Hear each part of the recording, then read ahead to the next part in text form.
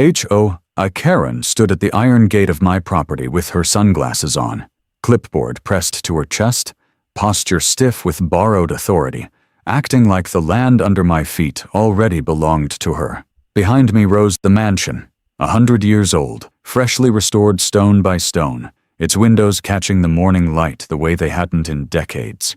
I had spent months bringing it back from rot and neglect, repairing beams, restoring trim, filing permits, documenting history, and protecting every inch of it like a living artifact. She didn't acknowledge any of that. Her voice cut straight through the quiet, sharp, and practiced, the kind of voice that expects obedience before explanation. She told me I had exactly 24 hours to pay the HOA dues, or they would have the property destroyed. I laughed because the threat sounded insane in the open air, too absurd to be real.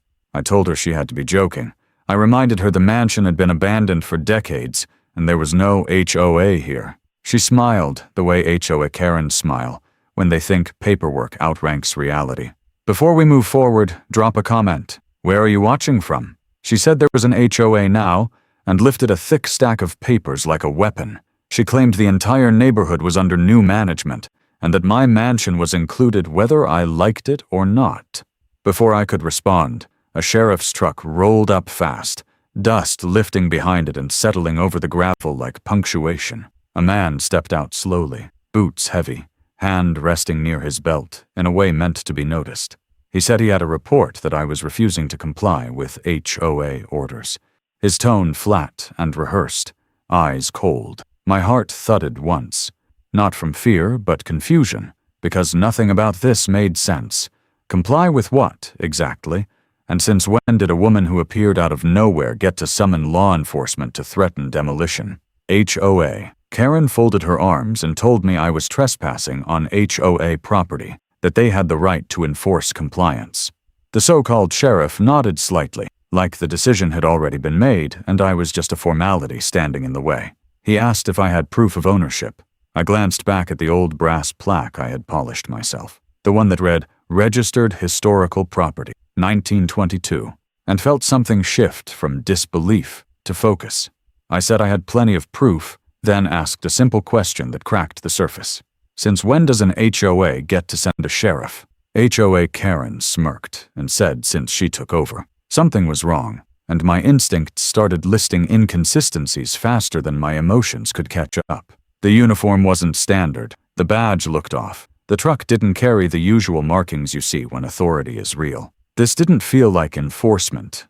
It felt like theater, and theater collapses when you stop reacting to it. I decided not to argue, not to raise my voice, not to give them the conflict they were fishing for. I told them calmly that if they wanted payment, we could step inside and I'd get the paperwork. HOA. Karen's eyes flickered for just a fraction of a second, the kind of reaction people have when a plan doesn't follow the script. She said there was no need to go inside, that they could handle it outside, but I was already walking toward the front door. I pretended not to notice how closely her sheriff followed, how his steps matched mine too precisely.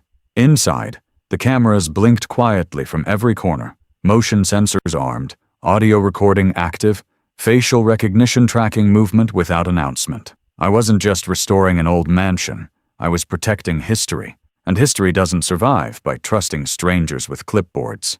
When I closed the door, my phone vibrated with a message from my brother, and the timing landed like confirmation. He told me I was right, that the HOA letters were fake, that the company didn't exist in county records.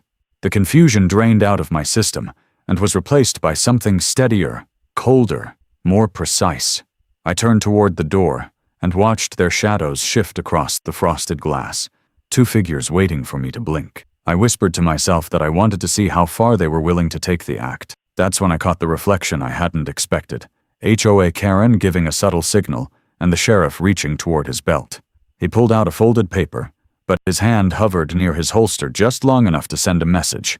This wasn't about paperwork anymore. It was about intimidation and speed, about scaring me into compliance before questions could form. I opened the door halfway and angled my phone camera so it framed both of them without being obvious. HOA. Karen raised her voice immediately, sharp and confident, declaring the property condemned and insisting I couldn't stay until the HOA inspection was complete. I asked who condemned it. She said I did, without blinking. She shoved the document toward me, and I caught the bold header instantly. Property violation notice. The kind of paper meant to overwhelm rather than convince.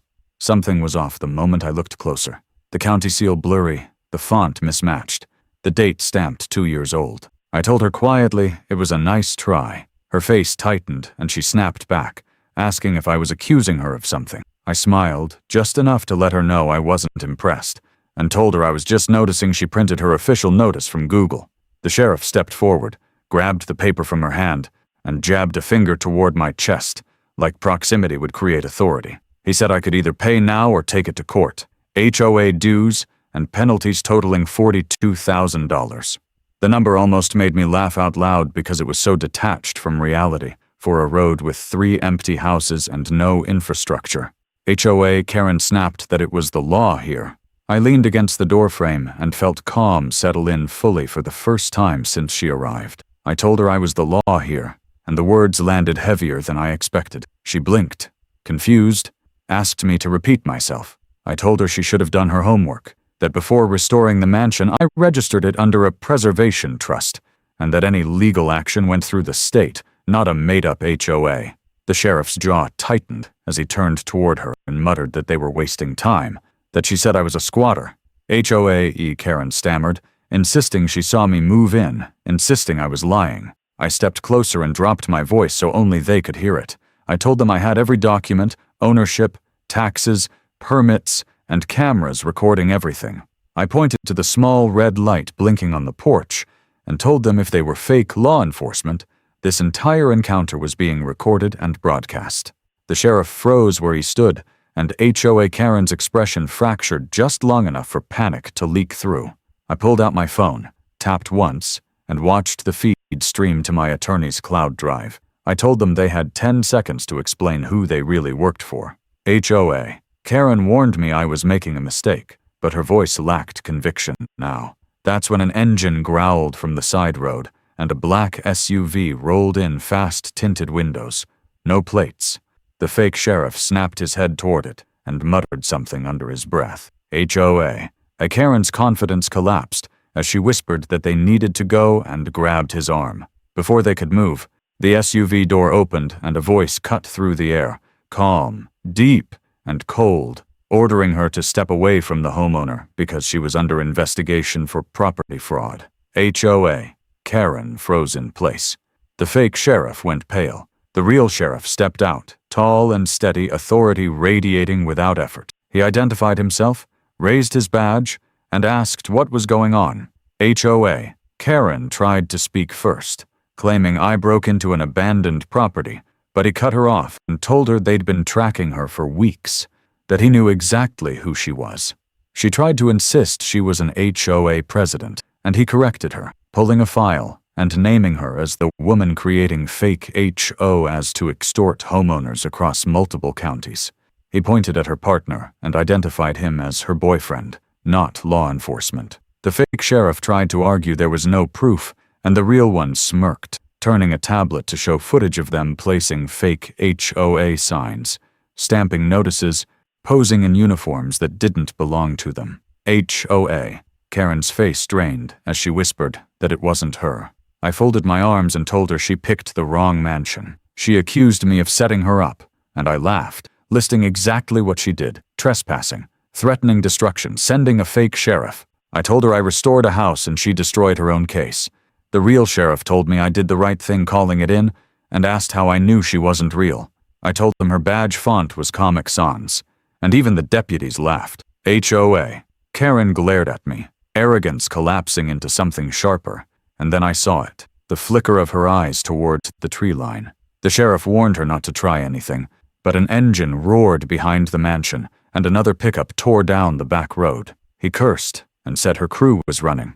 I asked her what she meant by crew, and she smiled, not panicked, not afraid, but cold, telling me I had no idea what I stepped into. Before the deputies could cuff her, she leaned in and whispered something I couldn't catch, something that sent a chill down my spine. The real sheriff told me to get inside and lock my doors because it wasn't over.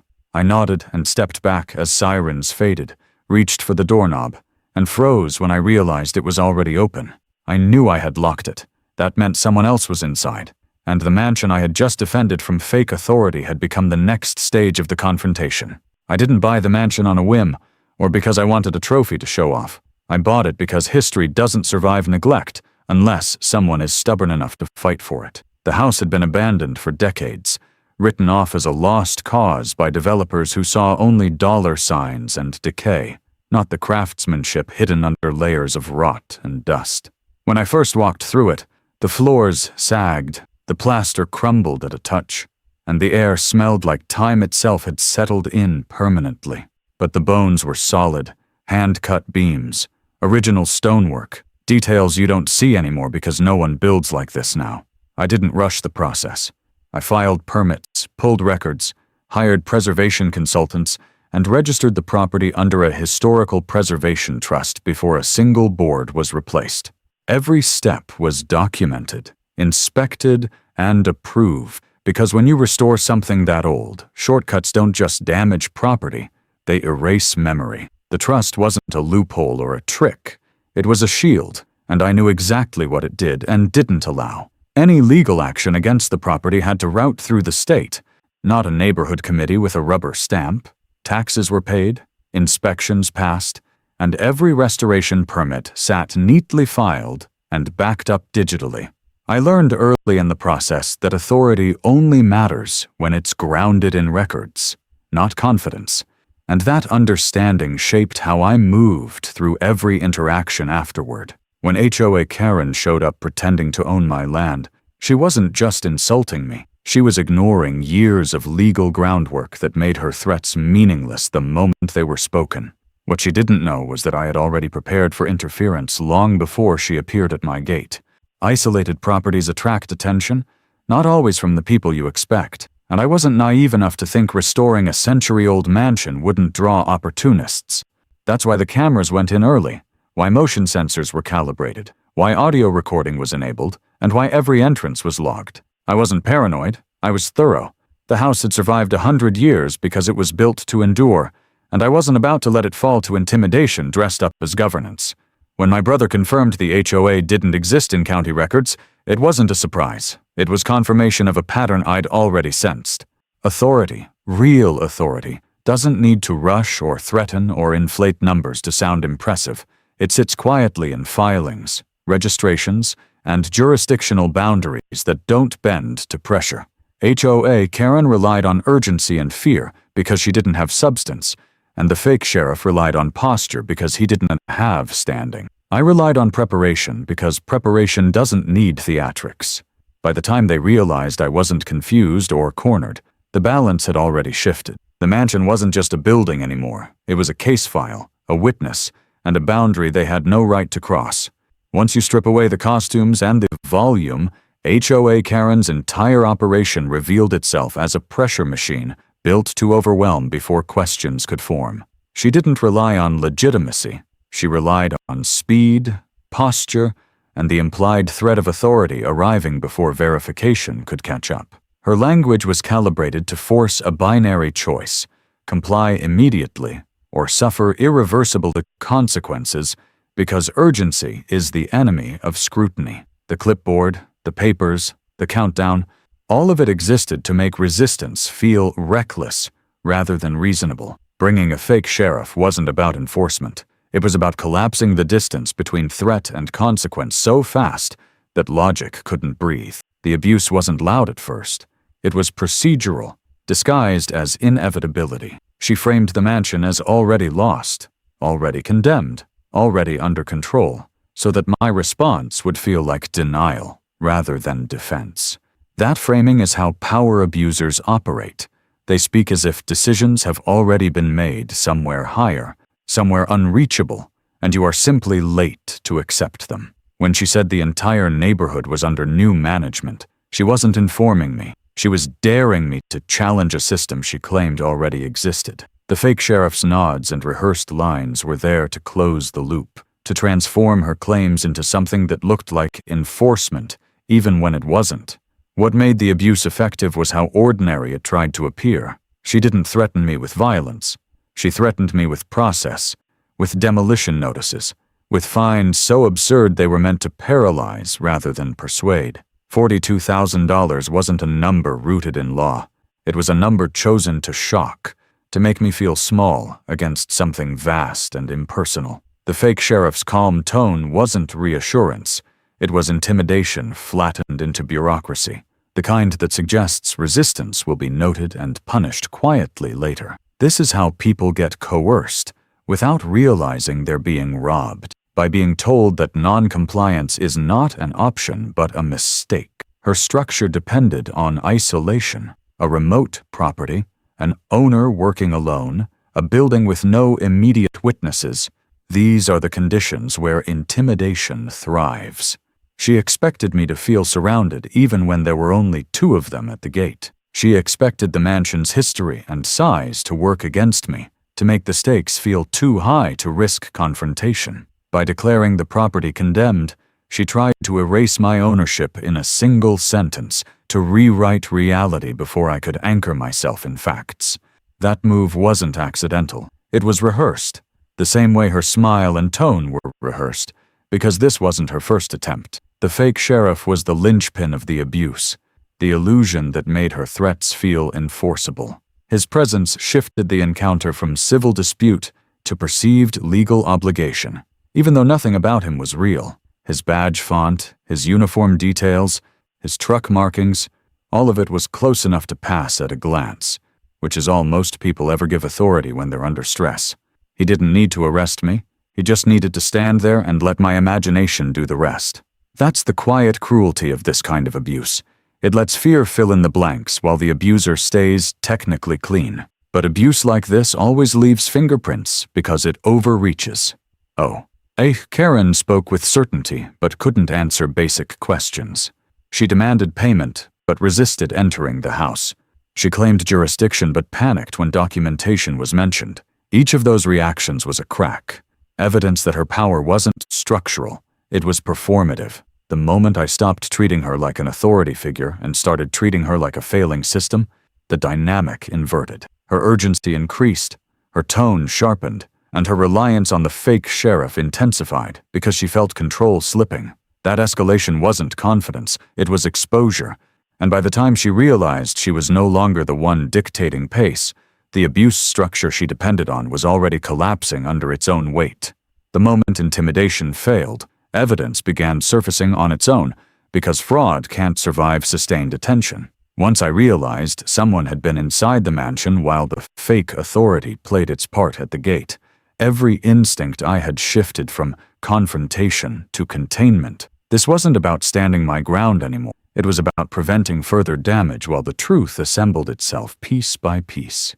I moved through the house slowly, listening to the structure the way you listen to an old building when something is wrong, the way sound carries differently when a space has been violated, floorboards that creaked at the wrong time, air that didn't settle the way it should, the faint metallic scent that didn't belong among fresh paint and aged stone. All of it told me someone had crossed a boundary they assumed I wouldn't notice. I didn't rush upstairs or call out, because haste creates blind spots, and blind spots are how people get hurt. I followed the evidence instead, the small disruptions that only matter when you know what normal looks like. A door left ajar that I always kept shut. A drawer shifted just enough to break alignment, the quiet hum of electronics that hadn't been active an hour earlier. The mansion had become a witness, and it was pointing, not screaming, toward where the intrusion mattered most. When I reached the study where I kept original blueprints, restoration logs, and documentation that tied the property's past to its present, the realization sharpened. This wasn't a random break-in. Whoever was inside wasn't looking for valuables. They were looking for leverage. I confronted the intruder without raising my voice because fear escalates situations faster than force. When he burst from the doorway, masked and desperate, the truth came out in fragments, the way it always does when lies run out of space. The fake badge tearing loose and skidding across the floor was almost symbolic, proof that the costume didn't survive contact with reality. When he admitted that HOA Karen didn't work alone, that multiple houses were part of the operation, the scope widened instantly. This wasn't just about extorting one property. It was about identifying targets, creating pressure, and cycling through them before anyone compared notes. The mansion wasn't an outlier. It was a mistake, chosen because its isolation made it look easy. When real law enforcement returned and took control of the house, the discovery accelerated in ways I hadn't expected. Searches don't just uncover objects. They reveal intent through placement, through what's hidden, and how carefully it's concealed. The sealed metal box behind a newly rebuilt basement wall wasn't hidden out of desperation. It was hidden out of confidence, the kind that assumes no one will ever look closely enough. Inside were forged property titles, fake HOA charters, and stacks of blank violation notices ready to be personalized, enough to target entire neighborhoods systematically. Each document wasn't just a piece of paper. It was a planned future harm that never got the chance to happen. What made the proof devastating wasn't its volume, it was its coherence. Everything aligned: the fake documents, the staged encounters, the uniform details, the scripts they followed when confronted. This wasn't chaos. It was organization masquerading as authority, a system designed to look legitimate long enough to extract compliance and money before disappearing. When investigators explained how the scheme had been moving across counties, exploiting properties with absent owners or ongoing restoration, the pattern became undeniable. HOA Karen hadn't invented something new. She had refined something old: the exploitation of fear through process, updated for modern paperwork and borrowed uniforms. By the time the house was cleared and the evidence cataloged, there was nothing left to argue. The truth didn't rely on my word or my interpretation. It sat in sealed boxes, digital footage, and official logs that spoke louder than any accusation. The mansion, once treated as a liability to be seized, had become the anchor that exposed the entire operation. That shift was quiet but irreversible, and as the doors closed behind the investigators, I understood that the story had moved beyond defense. The discovery phase wasn't just about proving innocence, it was about revealing a machine that could no longer hide once its inner workings were laid bare. The confrontation didn't explode, it compressed, tightening until every lie had nowhere left to hide. Real authority doesn't rush. It arrives and waits. And that difference alone stripped HOA Karen of the posture she depended on. When Sheriff Dalton stood at my gate, calm and immovable, her language faltered, her sentences shortening as she tried to speak over the weight of what she could no longer control.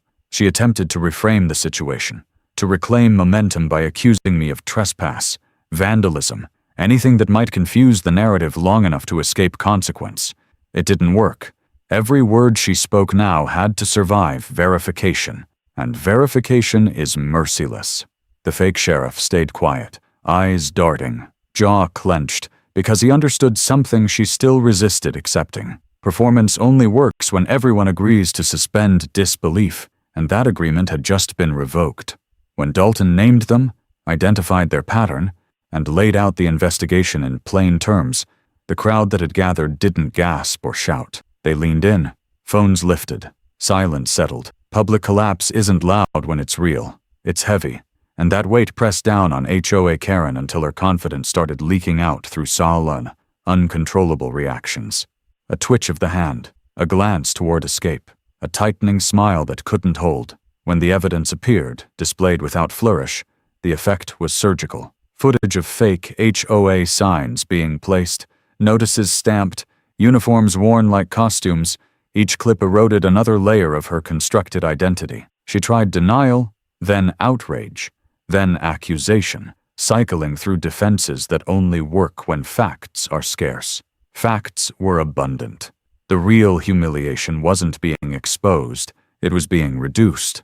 Her operation shrunk from something she wielded to something she had to explain. The fake sheriff's attempt to challenge the evidence only drew attention to his role, transforming him from enforcer to accessory in seconds. The moment her crew fled confirmed everything she had denied. That flight wasn't panic, it was admission, a recognition that the system they built couldn't survive scrutiny. Dalton's deputies moved with practiced efficiency, not chasing theatrics, but securing certainty. HOA Karen watched control slip through her fingers as the narrative finalized itself without her consent. She tried one last tactic, a warning wrapped in a smile, a suggestion that what I'd uncovered was bigger than I understood. It landed flat. Threats lose power once consequences arrive. Her collapse wasn't marked by shouting or cuffs clattering dramatically on stone. It was marked by stillness, by the realization that she was no longer directing events, only reacting to them. The gate that had framed her entrance framed her exit instead. Neighbors who had been invisible witnesses became record keepers with phones. Authority didn't transfer to me. It crystallized around truth. When Dalton told me to secure the house and let them work, it wasn't an order born of urgency. It was procedure reclaiming space from abuse. HOA Karen's performance ended there, not with applause or outrage, but with documentation, the most unforgiving audience of all. What followed wasn't revenge, and it wasn't spectacle, it was removal, the kind that happens quietly when systems meet professionals who understand how to dismantle them without leaving gaps. Once HOA Karen was no longer dictating the moment, everything slowed to the pace of verification, and that pace favors people who planned instead of performed. Investigators didn't ask me how I felt, they asked me what I had documented, and the answer was everything. Dates, times, recordings, permits, registration numbers, camera logs, access records, restoration files. All of it lined up cleanly because I had treated the mansion like a responsibility long before anyone tried to treat it like a target. That preparation turned what could have been a confusing confrontation into a clear case file. The sealed box in the basement became the pivot point. Its placement wasn't random, it was calculated, hidden behind new construction where no one would expect fraud to be stored. That choice alone told investigators how confident the operation had become, how long it had gone without challenge. Inside, the paperwork wasn't messy or desperate. It was organized, labeled, ready. The tools of a process meant to be repeated again and again. Fake HOA charters pre-filled with adaptable language, violation notices blank except for spaces to insert names and addresses, forged titles prepared to transfer ownership under pressure. This wasn't harassment, it was manufacturing compliance at scale. As the scope widened, the retaliation took shape not as punishment, but as containment. Properties across counties were flagged, records were cross-checked. Patterns emerged that matched what I'd experienced at the gate, the same opening threats, the same urgency, the same escalation to fake authority when resistance appeared. Each victim thought their situation was isolated, which is exactly how the system survived. Bringing those stories together collapsed that isolation. Once the pattern was visible, it couldn't be unseen, and once it was documented, it couldn't be dismissed. HOA Karen didn't fight back publicly, because public arguments only accelerate collapse when evidence exists. Her response was silence, legal maneuvering, attempts to reframe herself as misunderstood rather than fraudulent. Those attempts failed because expertise doesn't argue narratives, it traces mechanisms. Investigators followed the money, the registrations, the communications, and every path led back to the same structure, the same names, the same methods. My role faded quickly, not because it wasn't important, but because the case no longer depended on me. That's the mark of effective retaliation, when the outcome doesn't require your presence to continue. The mansion returned to being a place rather than a battlefield. Repairs resumed, work finished, doors locked because they were meant to be locked, not because someone told me to. The operation that tried to seize it unraveled elsewhere, in offices and courtrooms I never had to step into. HOA Karen wasn't defeated by confrontation. She was erased by process, by professionals who understood that the most permanent response to abuse is to remove the system that enables it. When that work was done, there was nothing left for her to threaten with, and nothing left for me to defend against. The end didn't arrive with celebration or closure speeches. It arrived the way real endings do, quietly, without asking to be noticed. The gate stayed shut. The road stayed empty. No new vehicles slowed near the property. No unfamiliar faces studied the house from a distance. No envelopes appeared with urgent language pretending to matter. The mansion settled back into itself, not relieved, not triumphant, just undisturbed. That absence was the confirmation. When intimidation ends, it doesn't announce its departure, it simply stops showing up. HOA. Karen's name surfaced only in documents after that, stripped of tone, reduced to lines of text in filings that didn't care how confident she once sounded. There were no follow-up confrontations, no attempts to reassert control under a different title, no replacement stepping forward to test boundaries.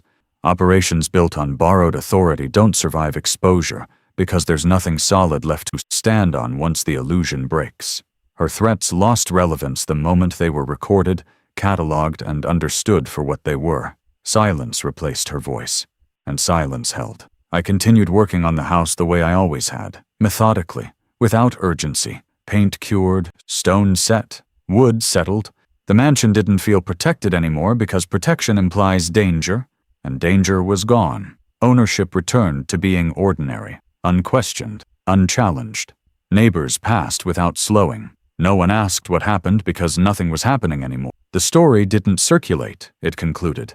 And conclusions don't need repetition. One evening, as the light fell across the restored facade, I stood at the same gate where HOA Karen once issued her ultimatum. There was no echo of her voice, no memory strong enough to interrupt the quiet. The property didn't feel claimed or defended. It felt complete.